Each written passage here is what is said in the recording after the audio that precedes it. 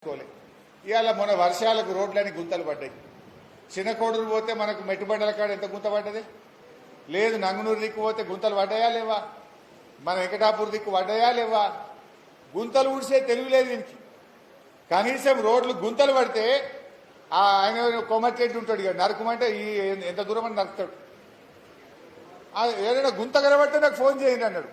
అసలు గుంత పడని రోడ్డు ఉందా ఈ రాష్ట్రంలో? నువ్వు వచ్చినాక ఏమన్నా ఒక్క గింత డాంబర్ పొక్కలనే ఊడ్చినావా? నువ్వు డాంబర్ పోసి ఆగిపోయినాయి ఎక్కడ రోడ్లు అక్కడనే. ఆయన వాటర్లో నీళ్లు కలిపిండో ఈయన నీళ్లు కలిపిండో ఏమో కలిపిండిగా. అయితే ఇవాళ ఆయన ముఖ్యమంత్రి పోయి నిన్న కొబ్బరికాయ కొట్టిండి. అలా ఫ్యూచర్ సిటీ కట 4 లైన్ రోడ్ అట.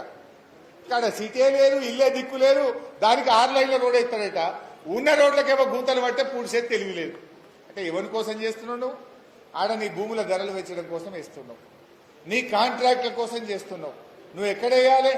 వర్షాలు పడి బ్రిడ్జిలు కొట్టుకపోయినాయి, రోడ్లు ఖరాబ్ అయిపోయినాయి. ఎవడు కాంట్రాక్టర్ అంటూ టెండరే ఎత్తలేడు.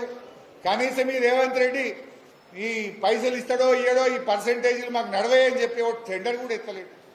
టెండర్ వేసినా ఎవడు పని చేస్తలేడు. ఇదేమో ఇడిచిపెట్టిండు ఫ్యూచర్ సిటీకి రోడ్ ఎత్తా అంటాడు. ఉన్న రోడ్డు మంచిగా చేయాలి రేవంత్ రెడ్డి.